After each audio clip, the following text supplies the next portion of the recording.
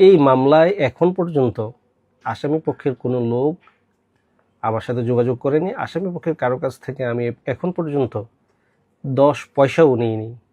আমি সম্পূর্ণ ফ্রিতে এই মামলা এখন পর্যন্ত পরিচালনা করতেছি। কোনো পক্ষই এখন পর্যন্ত আমাকে 1 টাকা দিয়েছে বলে প্রমাণ করতে পারবে না। আচ্ছা, এই মামলাটা পরিচালনা করার পেছনে একটা গল্প আছে। আচ্ছা, সেটা হচ্ছে আমাদের ঢাকা বারের একটা সিদ্ধান্ত হয়েছে, এই চাঞ্চল্যকর মামলায় ঢাকা বারের কোনো আইনজীবী মামলা পরিচালনা করবে না। করবে না।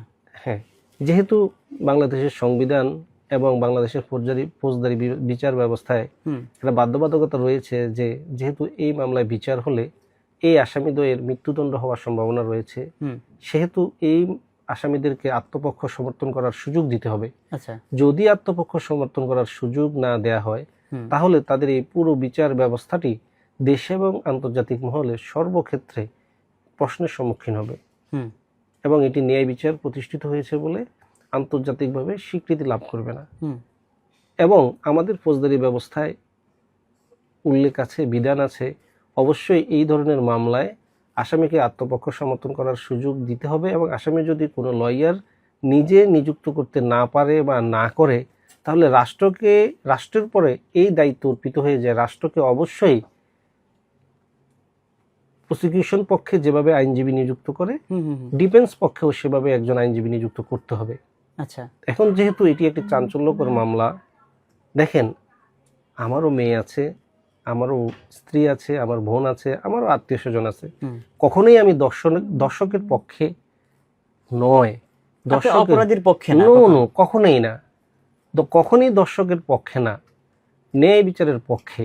এখন ন্যায় বিচারটি আসলে এক একজন এক ভাবে দেখে।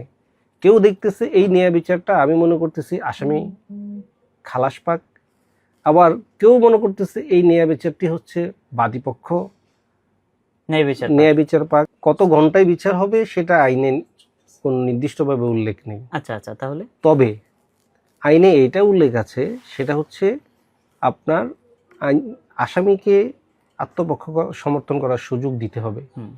এই আত্মপক্ষ সমর্থন করার বা নিজের অপরাধ বিষয়ে বক্তব্য প্রদান করার জন্য আসামিকে সুযোগ দেওয়ার কথা আমাদের ফৌজদারি ব্যবস্থায় আছে। চাইলে একজন মানুষ 164 ধারায় অপরাধ স্বীকারোক্তি দিলেই তাকে সাজা দেওয়ার বিধান আমাদের আইনে, ফৌজদারি আইনে উল্লেখ নেই। এটা যদি করতেই হয় তাহলে আমাদের ফৌজদারি আইনকেই সংশোধন করতে হবে। আচ্ছা, ফৌজদারি আইন সংশোধন করা ছাড়া কখনোই একজন অপরাধীর শুধুমাত্র অপরাধের দোষ স্বীকারোক্তির উপরে ভিত্তি করে তাকে সাজা দেয়া কখনোই সম্ভব না। আইনের সেটা বিধান নেই। শুধুমাত্র আমাদের বর্তমান যে প্রচলিত আইন, সেই প্রচলিত আইনে উল্লেখ আছে 164 ধারার জবানবন্দিটা শুধুমাত্র তার বিচার কার্যে একটি সাক্ষ্য হিসেবে বিবেচিত হবে। তাকে সাজা দেওয়ার জন্য নিরপেক্ষ এবং একেবারে কনক্লুসিভ প্রুফ হিসেবে এই সাক্ষ্যটা গ্রহণযোগ্য নাই। আমাদের সাক্ষ্য আইনে 164 ধারার জবানবন্দির উপরে আসামিকে সাজা দেওয়ার বিধান নেই। আমাদের ফৌজদারি আইনেও 164 ধারার বিধান অনুযায়ী আসামিকে সাজা দেওয়ার বিধান নেই। এটা অন্যান্য সাক্ষীর মতো এটা একটা সাক্ষীর একটা অংশ কেবলমাত্র। সেজন্যই যদি থাকতো তাহলে সরকারের এত আয়োজন করে, এত টাকা খরচ করে এই আসামির জন্য এত আদালত বসায় এই আসামির সাজার জন্য এত অপেক্ষা করা লাগতো না। এই আসামি না, শুধু যেই ফৌজদারি অপরাধের যেই আসামি অপরাধের দোষ স্বীকার করে তাকে এই দোষ স্বীকারের উপরে ভিত্তি করে তখনই সাজা দেওয়ার বিধান পালন করা হতো যদি বিধান থাকতো। যে দোষ স্বীকার করে ফেলছে আসামি, তাহলে আর কেন আসামি পক্ষে লয়ার লাগবে? তাহলে কেন আসামির বিচার করা লাগবে? তাহলে কেন আদালত বসতে হবে? কেন সাক্ষী হবে, জবানবন্দি হবে, যারা হবে?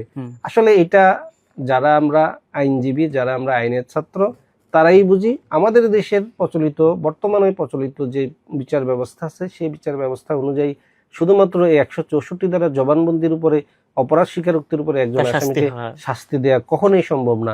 অবশ্যই ন্যায় বিচার পাওয়ার জন্য ন্যায় বিচার দুই পক্ষই চাইতে পারে। দেখেন, এই 164 ধারা জবানবন্দি দেওয়ার পরেও আমাদের দেশে শত শত নজির আছে যে আসামি রায়ে খালাস পায়। কারণ কি? অনেক সময় 164 ধারা জবানবন্দিটাও একটু নানাবিধ প্রলোভনের কারণে আসামি দিয়ে থাকে। কখনো আসামি শারীরিক নির্যাতন, মানসিক নির্যাতনের কারণে দিয়ে থাকে, আবার কখনো কখনো আসামি স্বপ্রণোদিত হয়ে দিয়ে থাকলেও অন্যান্য পারিপার্শ্বিক সাক্ষ্য দ্বারা যদি এই 164 দ্বারা জবানবন্দিকে আপনার সমর্থন করা না যায়, বা দুইটা সাক্ষ্যে পারিপার্শ্বিক সাক্ষ্য বলেন, অন্যান্য সাক্ষীর সাক্ষ্য বলেন, এবং আসামির দোষ স্বীকারোক্তির যে 164 দ্বারা জবানবন্দি বলেন, সকল কিছুই যদি আসামির অপরাধকে সমর্থন করে, তাহলেই কেবলমাত্র আসামিকে সাজা দেয়া যায়। তো সুতরাং আপনি যেটা বললেন যে আসামি তো 164 দ্বারা জবানবন্দি দিয়েছে, আসামি দোষ স্বীকার করেছে, কেন আমি এই আসামি পক্ষে আইনজীবী নিযুক্ত হলাম, সেটার উত্তর নিশ্চয় আপনি পেয়েছেন। অনেক ধন্যবাদ আপনাকে।